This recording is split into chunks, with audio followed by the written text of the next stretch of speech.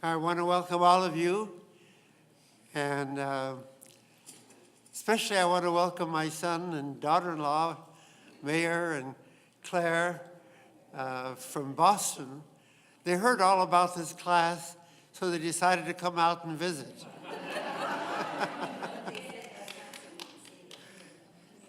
Also, I want to remind you that 2 weeks from today, we're going to be having our guest, Christine Hayes, the author of our text. And I'm looking around here and I'm saying to myself, I want to tell you that you're welcome to invite one person to come with you next week to hear her. We have about an equal amount of room here, and that would be perfectly fine. I'd like to have as many people hear her as I can, because she's a great figure in Jewish studies today. She's the president of the American Association of Judaic Studies, which involves all of the courses of Jewish studies in colleges and universities all over the country. And a great scholar in both Bible and in Talmud. So feel free to bring a guest to come with you. Rabbi, this is in addition. What?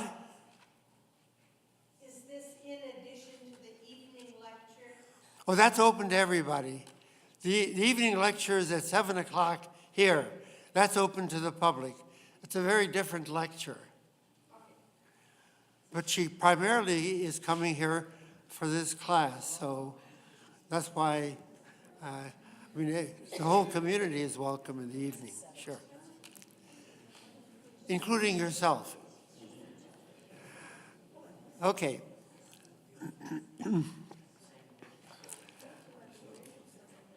Today we're going to be discussing probably the most dominant single figure, not only in the entire Bible, but also in all of Jewish history. Therefore, the chances are that we're going to be spending 2 sessions talking about him. King David.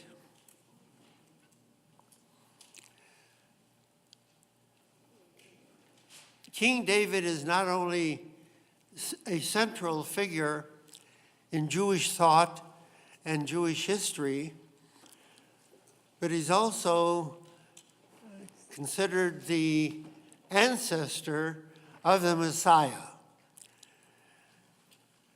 And therefore, all of Jewish thought during the past number of thousands of years that has focused on the coming of the Messiah naturally focuses upon David. Now, first of all, I want to just reflect on the fact, why is David such a singular figure in Jewish thought and Jewish history? One answer that comes to my mind is the fact that in all of Jewish history, and we're going back now certainly at least 3,000 years, there has been only one time and one person who is actually a world figure as a Jewish leader.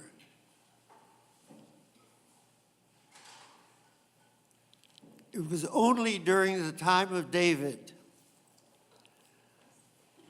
that the Jewish people were a powerful, independent nation playing an important role in the world.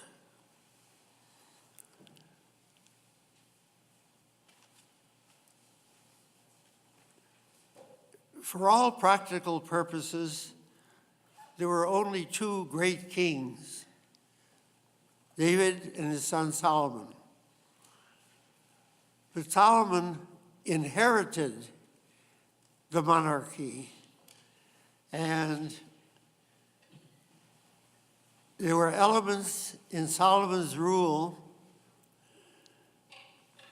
that created the background for the decline of the monarchy and the breaking up of the kingdom of Israel into the kingdoms of Judea and Israel.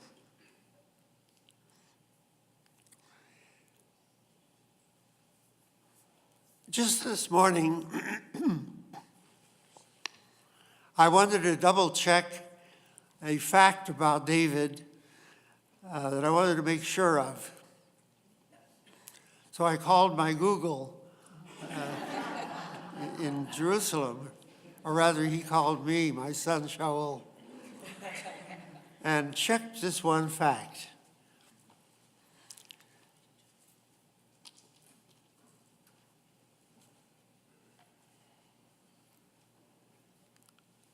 How do we know, outside of the Bible, that there ever was a King David?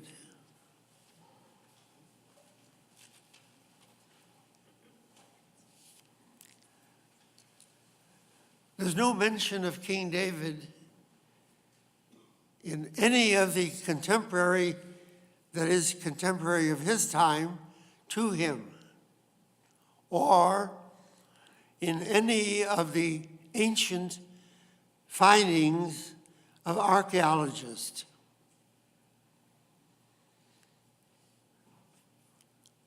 The Bible that we are reading is replete with a lengthy and unparalleled biography of one human being, King David, that we are going to talk about today.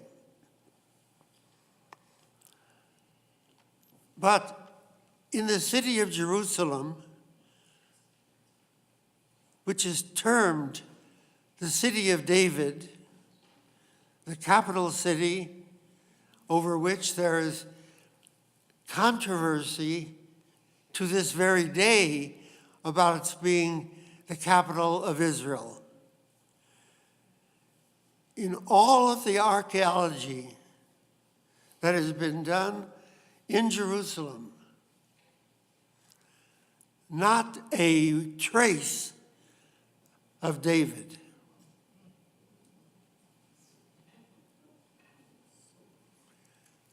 So what I wanted to check on was this.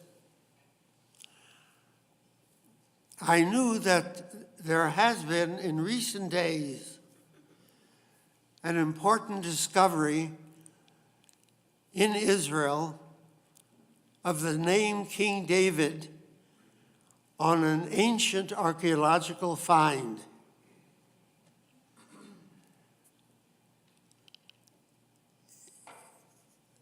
I would never guess where that find was made. The find was made in Tel Dan. Dan is the most northern town, ancient town in Israel. At the time of King David,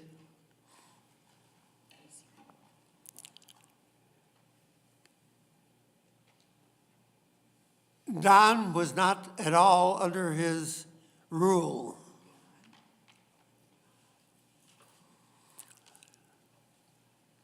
So what's the reference to David in Dan, in the northern tip of Israel. Simply this: a neighboring king of the Amorites had conducted a battle against the northern kingdom of Israel, which was the kingdom that resulted from the breakup of the nation that David had created.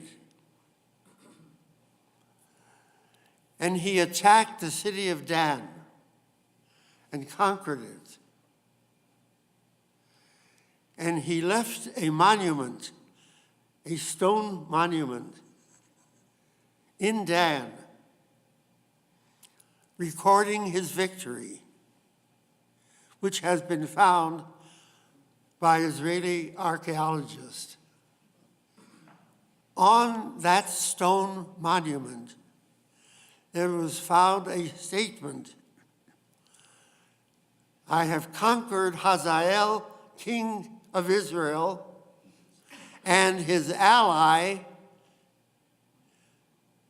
of the family of Bet David, of the household of David," a descendant of David. Physically, that's all we know of the existence of David. But in every non-physical manner, David dominates all of Jewish history, to the extent that when for the first time in approximately 3,000 years, we once again had a Jewish state in that land headed by somebody named David. David Ben-Gurion. And when David Ben-Gurion became the first prime minister of Israel, all over Israel, they sang a song. It was a very popular song in Jewish life. We still sing it vigorously, not only in Israel, but in Jewish communities and schools and Jewish camps all over the country. So just for old time's sake, let's sing it. David, Melech Yisrael, Chai, Chai, V'kayam. David, Melech Yisrael, Chai, Chai, V'kayam. David, Melech Yisrael, Chai, Chai, V'kayam. Imagine, 3,000 years later, in Portland, Oregon, I'm meeting with a class of adults. Some of them are even doing this, singing a song to David, king of Israel, 3,000 years ago. How extraordinary can you get? The story of David is really a fascinating one. It has all the elements and more of what makes for a good story. War, fighting, a lot of sex, magic, fortune-telling, everything, and mental illness. It's already been made into novels and movies and so on. But I want to tell you, if you really haven't at all recently read in the Bible text the story of David, you really haven't captured the spirit of that story. There are details there that only a master storyteller would include. So I'm kind of going to go through roughly the first part of David's life today. And I'm going to start with the book of Samuel. And I referred at the very end of last week's session to chapter 15 of Samuel 1.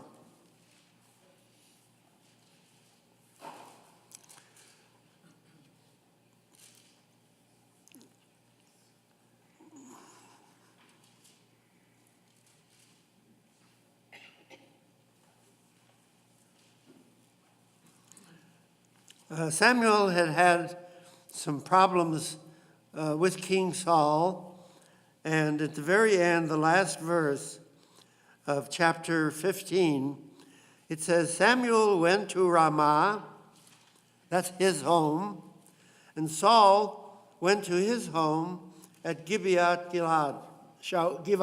Shaul.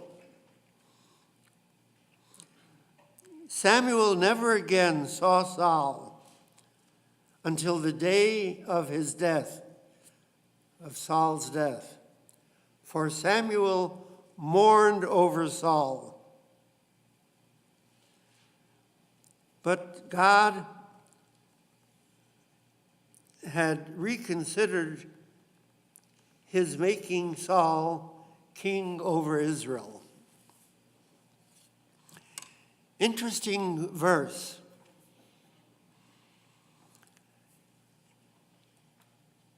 Here in chapter 15, we read that Samuel mourned over Saul. Now, everybody knows the meaning of the word mourn.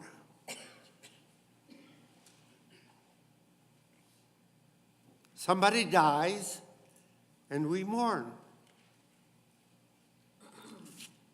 Did Saul die? No. He's perfectly alive. The only thing is, Samuel went to his house, and Saul went to his house, and they never saw each other again. Is that so unusual? People can grow up very close to one another, and then one of them moves to New York, and the other stays in Portland, and they never see each other again. But where does mourning come in?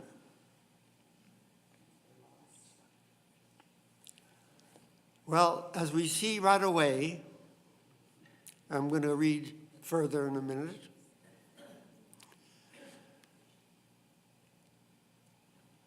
As far as Samuel was concerned, David was dead. I mean Saul.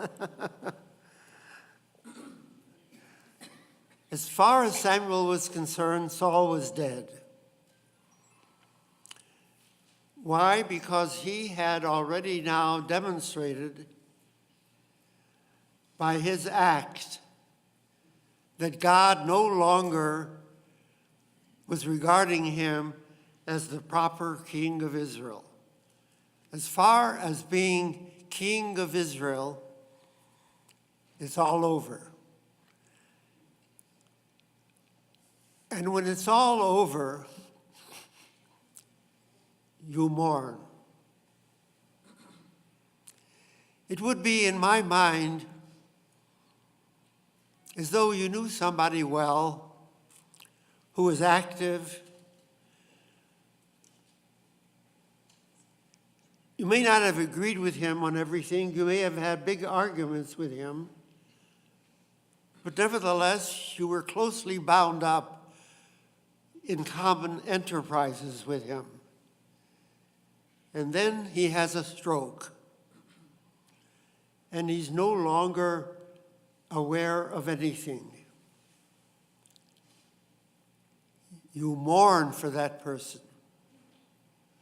As far as you're concerned, it might just as well be in his grave. So Samuel mourned for Saul, fought like dogs with each other, argued with each other. But you know, in life, you can kind of begin to enjoy fighting with somebody and miss the opportunity to engage with one another.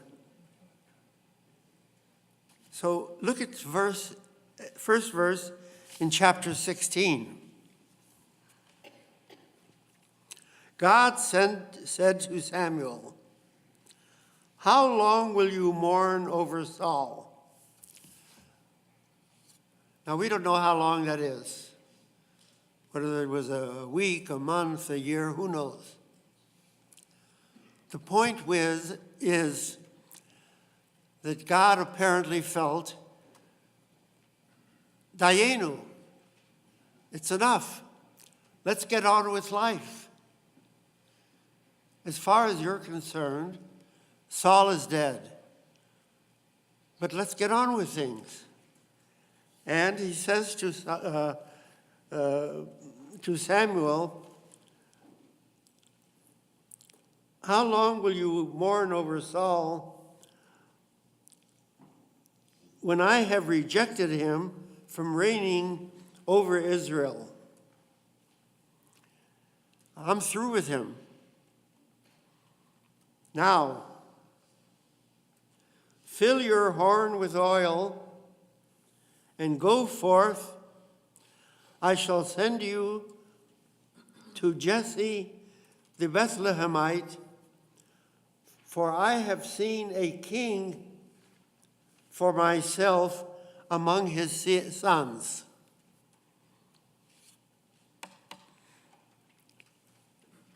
Saul is no longer, in my eyes, the king of Israel. But they want a king, they need a king. Fill your horn with oil in order to anoint the next king. Let's get on with life. And who will that be? A son of Jesse.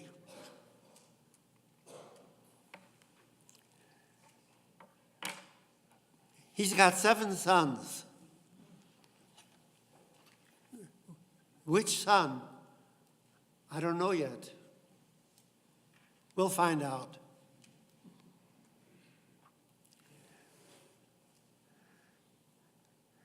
I had fun last night. I asked my son, Mayor, let me see if you remember what book of the Bible ends with the words Jesse and David.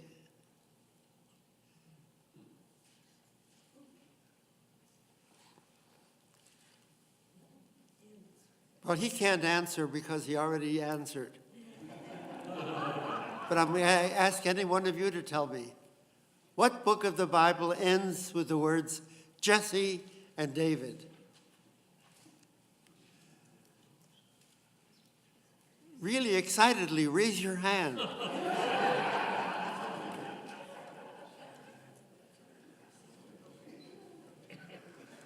Well, when he was in the, I guess the 7th grade in religious school, he won the Bible contest in school. So he happened to have been en courant with material in the Bible, so I can't blame you. But it's the book of Ruth. The book of Ruth. The book of Ruth ends with a listing of the descendants of Ruth, with the names Jesse and David.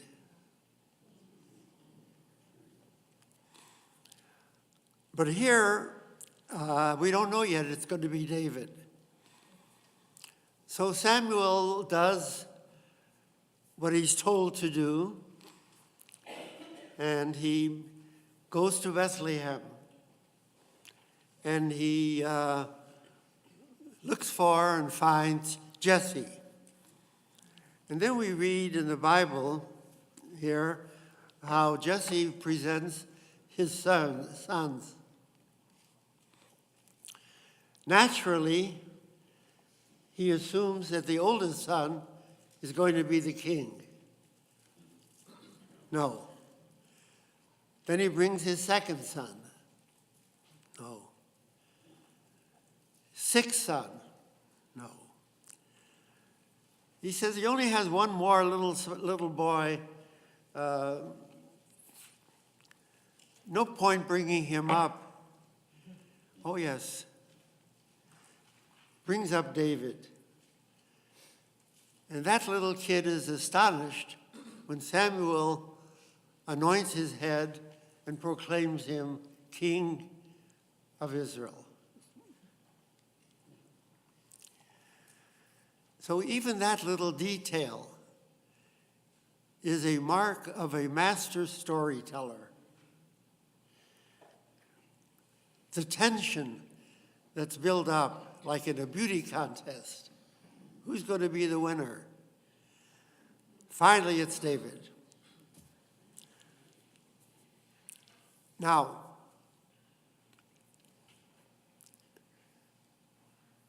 then the Bible suddenly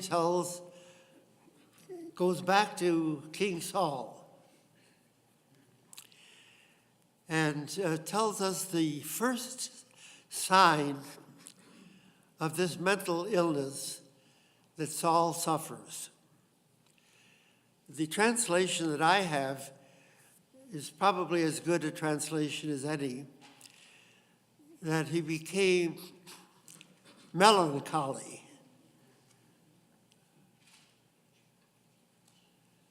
Now,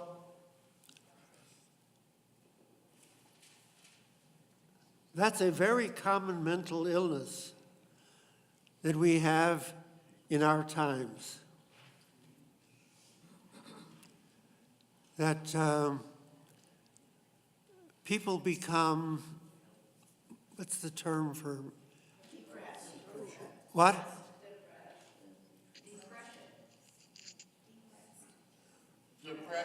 Depressed, right. Depression. They use the term melancholy. But the term depression is well known to all of us. I'm just doing this out of curiosity. How many of you have known people who suffer from depression? That's an awful lot more hands named than remember the book that mentioned David. Many of us know depression is a terrible disease, mental disease. And that's what Saul suffered from. At least that was the outer expression. Apparently they knew of only one treatment for depression. And by the way, it's a treatment that I still see being practiced today. I visited people with depression who try this treatment. Of all things, music. I've gone to hospitals here in Portland, happened to visit at times when people were there with depression, and volunteers would come by and perform for them, either instrumental or vocal. because obviously it's still regarded as a valid treatment for depression.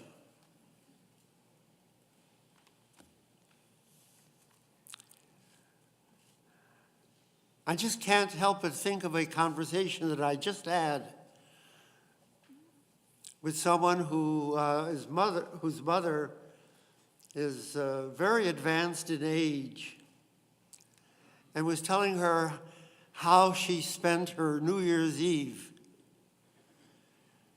She spent her New Year's Eve listening to a wonderful musical program and felt so happy.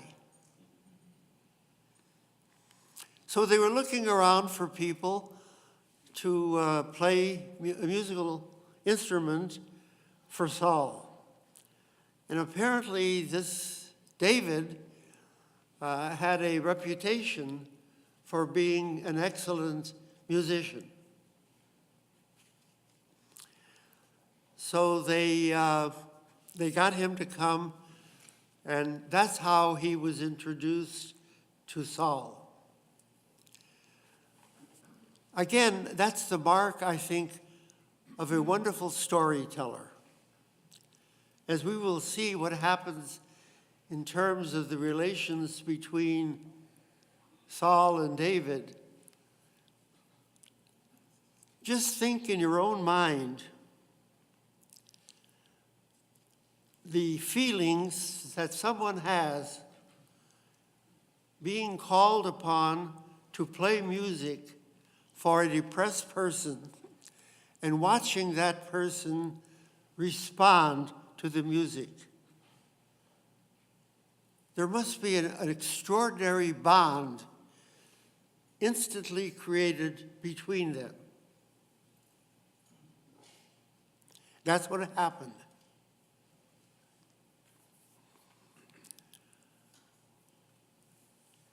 Now, the next story they tell about the development of David is, of course, the famous story of Goliath. The story is so well known. But what the Bible does provide that really adds a great deal to the drama is not only the story of David and Goliath, but of all things, the trash talk that goes on before the fight. That's something that we hear about all the time in fights and football games, the trash talk. Each one trying psychologically to break down the opponent.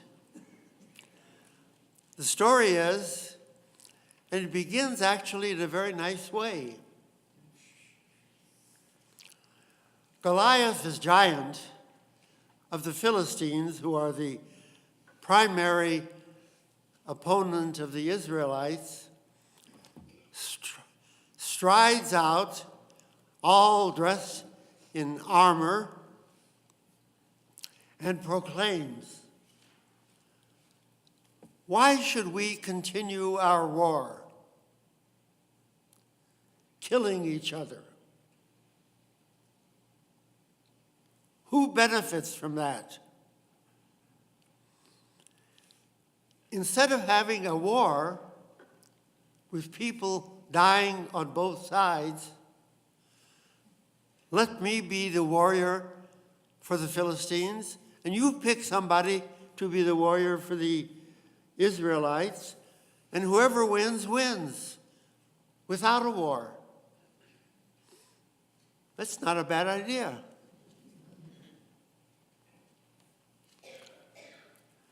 And there's a certain sense of confidence in Goliath. And his confidence is really well rewarded, because who in the world is going to take up the battle for the Israelites against this monster?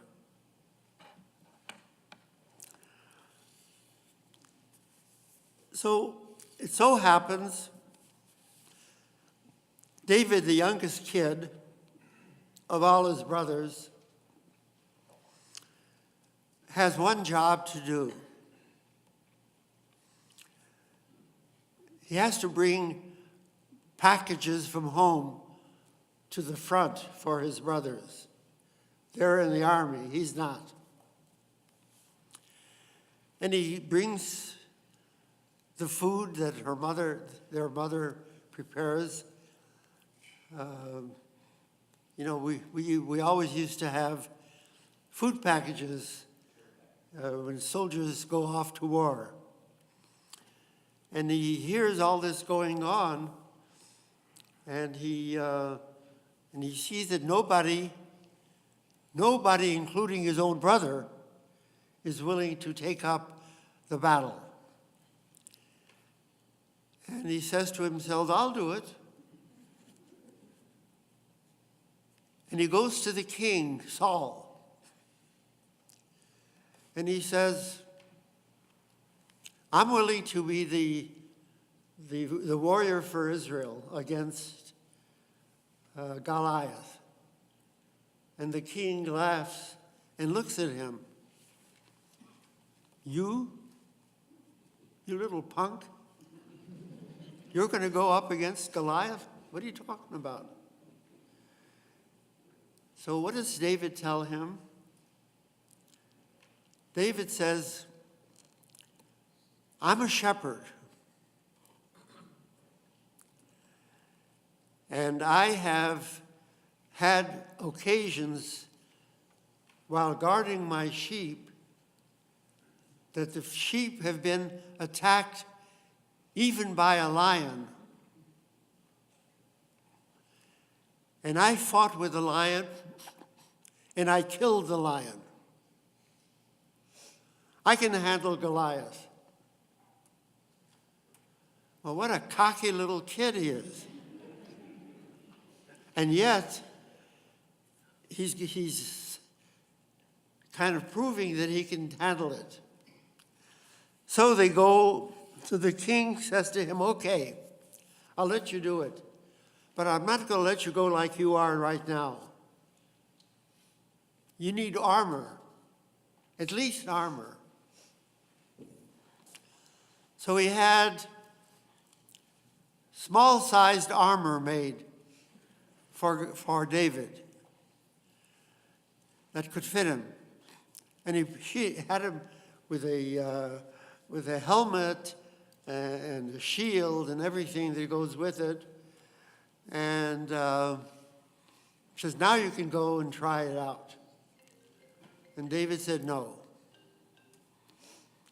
The same way that I fought with the lion, I'll fight with Goliath. Throws away the armor. It's too heavy. I can't even move in it. So they both go out.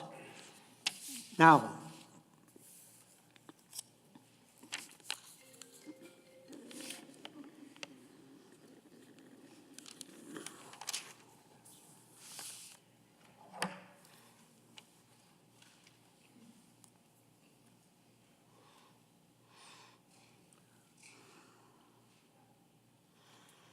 let's just read a little bit. You get the flavor of it. And I'm talking about the storyteller, building up the tension. A champion went forth from the Philistine camp, whose name was Goliath of Gath. His height 6 cubits and 1 span. He had a copper helmet on his head, and he was wearing armor of mail. The weight of the armor was 5,000 copper shekels. He had a copper shield on his legs and a copper neck guard between his shoulders. The shaft of his spear was like a weaver's beam, and the blade of his spear weighed 600 iron shekels. The shield bearer walked before him, he stood and called out to the battalions of Israel and said to them, "Why are you going forth to wage war?"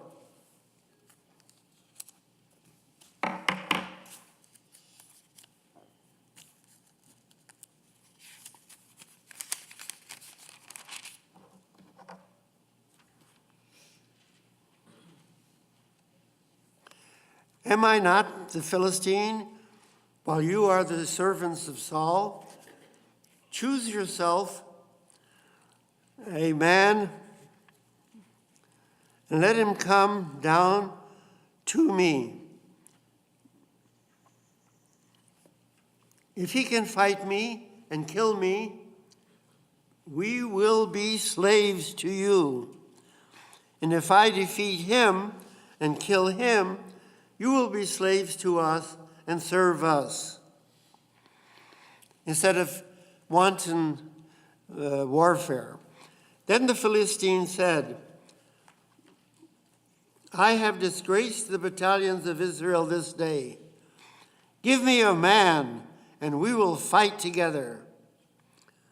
Saul and all of Israel heard these words of the Philistine, and they were terrified and greatly afraid.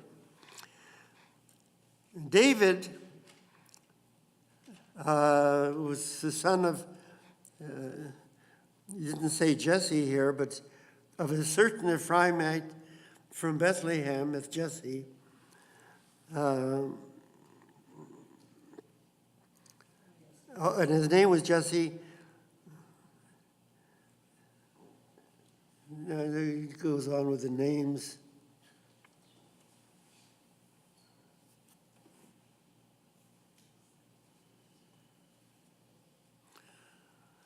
Then let's skip a little bit to 26, verse 26. David spoke to the men standing with him, saying, "What will be done for the man who slays the Philistine and removes disgrace from Israel? For who is this uncircumcised Philistine that he disgraces the battalions of the living God?" So the people told him regarding this matter, saying, "Such and such shall be done for the man who kills him." Now, what does the such and such turn out to be? Well, Saul will honor him by giving him his daughter as a wife.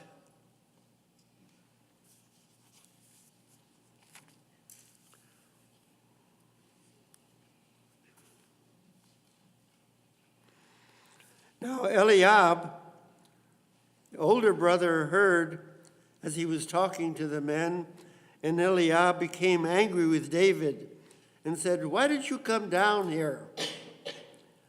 And with whom did you leave these few sheep in the wilderness?" In other words, how do you dare representing all of Israel? That's what he says to his kid brother. "I am aware of your willfulness and your evil thoughts, that you have come down here in order to watch the fighting." David said, "What have I done now? Was it not mere talk?" Again, older brother, younger brother. The older one says, "What are you doing down here? Get back. Do your job. Take care of the sheep. That's all you're good for." And David said, "What have I done? I've just come down."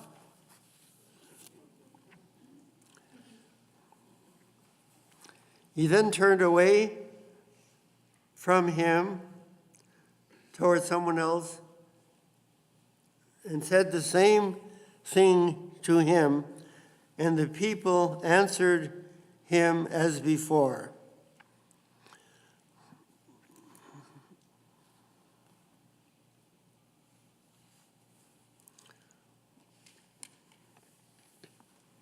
Now, let's move on to verse 41. The Philistine walked, getting closer and closer to David, and the man bearing the shield before him. The Philistine peered. You know, he's so big, and David is so small, and he looks down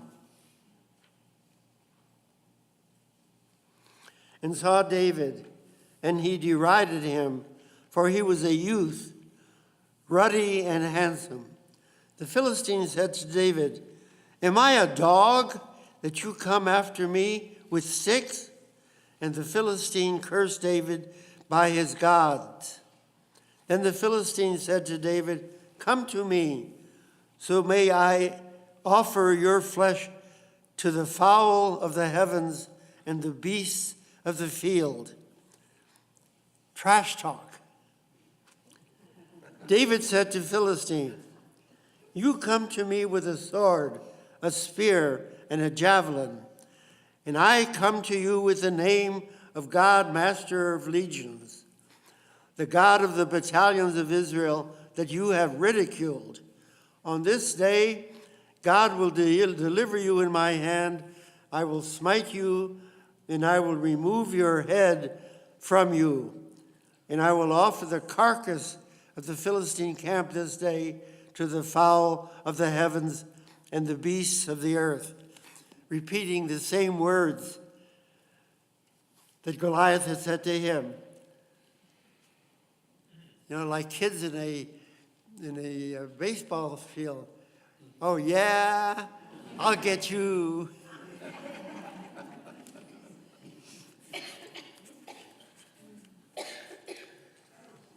Then the whole camp will know that there is a God in Israel, and all those assembled will know that not through sword and spear does God grant salvation, but unto God is the battle, and he will deliver you in our hands. And of course, the Philistine advances.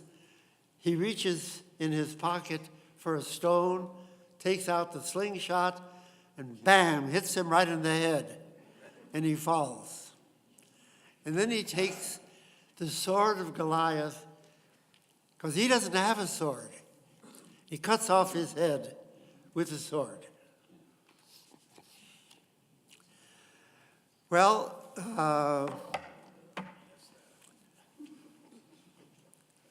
everybody cheers. And Saul actually hasn't made this promise, but everybody assumed that he would. But again, this charming little touch of the storyteller. He should be giving David his eldest daughter. She's the most important. But he has noticed, and this is implied, it isn't told, this is what I'm adding. Picture to yourself. Father is depressed, in a melancholy mood. And this good-looking young man is playing the harp before him beautifully. Father becomes relaxed. And this young girl is peeking in the door of the room. And what draws her attention? It ain't the father.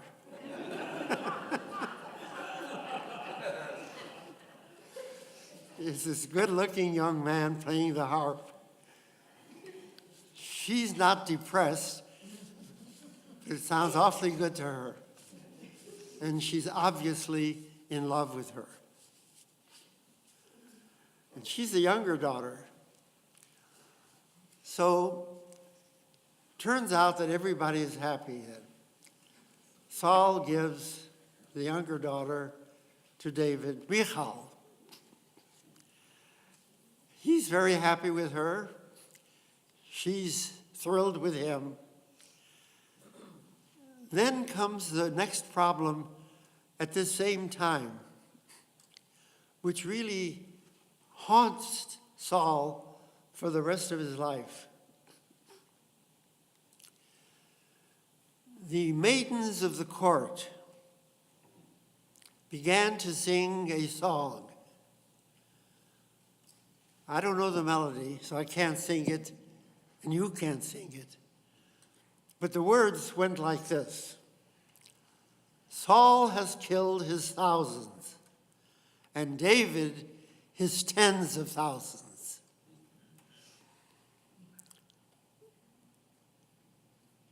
Now, I just want to draw a sort of an analogy that at least helps me better understand the situation. There are some rulers, kings or presidents, whose greatest desire is to be admired and loved by the people.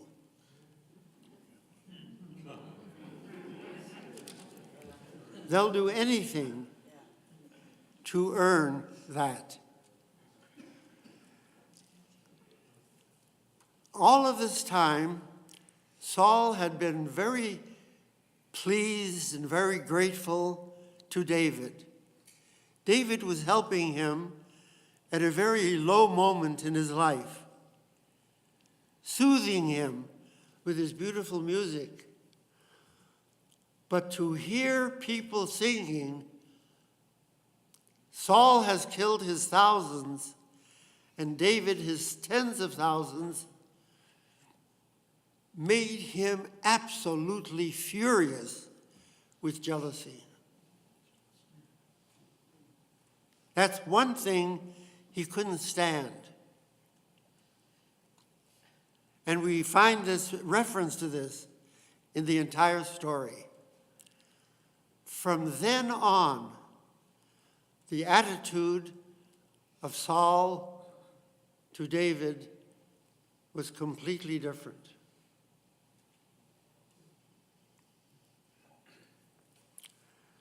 And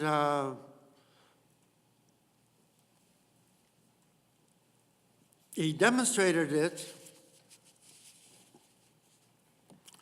by one day taking his spear and hurling it at David to kill him. David not only sang well, but he jumped very well. And he got out of the way. That was a fit of anger that is not at all surprising in the mind of a depressed person. I'm depressed because somebody is causing it, and he wants to get rid of the cause. He gets over that. But as we see, he never really recovers. And we'll see that on a number of situations. Well, that's only the beginning of the story of David. But what I wanted to do today in sharing with you the story is to illustrate to you the mastery of the author. Brilliant details surrounding the story that really deeply move us with both fear and love and admiration and everything. One more thing, and then I'll just open up for questions, because we're going to talk about this next week. Not only does Saul's daughter, Michal, fall in love with this young man, but so does Saul's son. And that's one of the most fascinating aspects of this whole story of David. Jonathan, the son of Saul. I can tell you this, very rarely does the Bible ever actually express this word, that somebody loves someone. Repeatedly in the story of David and Jonathan, that word love is used for both David and Jonathan. Now, obviously, people have read into this some kind of a homosexual relationship. I insist, not necessarily so. This was a very different kind of a love, an admiration. David had ample opportunities to display his sexual powers with people of the opposite sex. But there was something that bonded them together that certainly could be referred to with the term ahava, love. And to the point where Jonathan, who's very much aware of his father's feelings and actions, is going to do everything within his power to help protect David from harm. And we'll see examples of that. Okay, any comments or Rabbi, questions? I have a question. Jonathan. Rabbi, do we know who the author is of Samuel?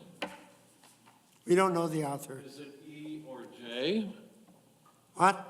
Could it be E or J, like we talked about in Torah? No, they were done with the 5 books of Moses. Okay. They were finished.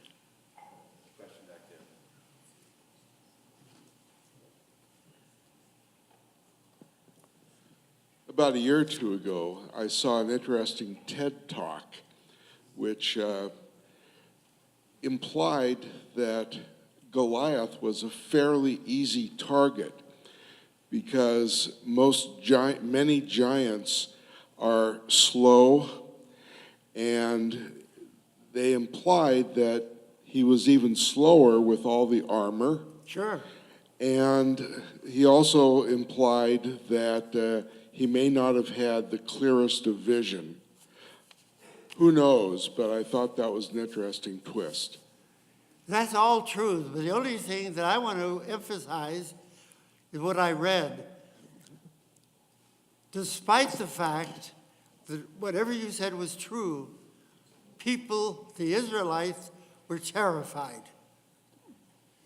Size alone can do that, even though, especially in retrospect, somebody who is agile is much more safe than somebody who is simply large and can't move very fast. But the psychological impact is huge. Oh, close? Shari? No. Oh, There's a David's tomb in Jerusalem, What? right? David's tomb in Jerusalem. so-called tomb, yeah. Yeah, so is nobody in there? What is, who's in there? I don't think so.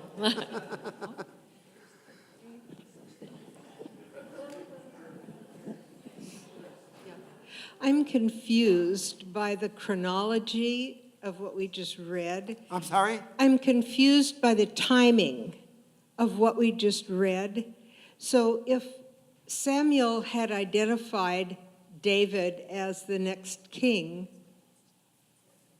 is that just a prophecy that that's going to happen? He's obviously still a youth going to approach Saul, so he hasn't really assumed any kingship. Is that right? You're right, absolutely. Samuel was doing something illegal, not legal. Ah, I mean, how can you anoint somebody as king when the king is sitting there? so this was just You a know what it prophetic shows? story. What they regarded as law.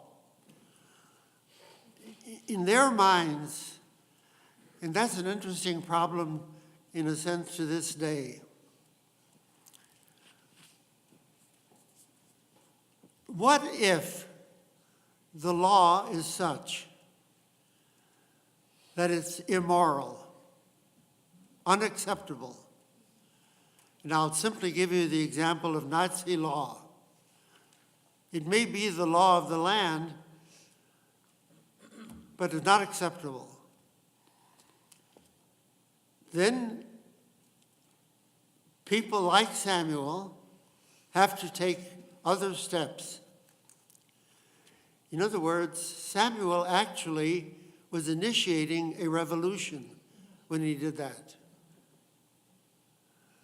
It was illegal. When the American Revolution took place, it was against British law. How dared they elect a president when King George was still king?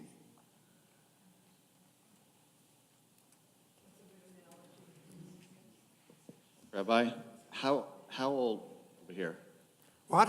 over here, how old was David at the time of the fight with Goliath? Do they know? And also, how old was he when he played the harp for You know, Saul? the problem of that problem is a real problem. In ancient records, whatever ancient records, you find mentions of kings and all kinds of powerful figures. Nowhere do they ever talk about their age. The only way you can tell is by comparing it with the life of somebody else and see where it fits into that life. Judging from the story, David had to be a lot younger than Saul. So I can assume maybe, but it doesn't mean anything. Say that Saul was 40 and David was 15. It could have been that David was 25 and Saul was 50. Who knows? More important than that, who cares? It's not the age.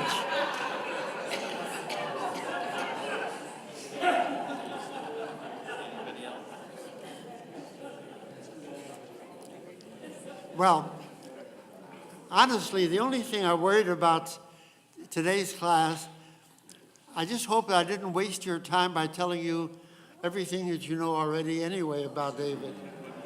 But I'm still going to continue that because I think from the literary point of view, aside from everything else, it's the most wonderful story in the Bible. Okay.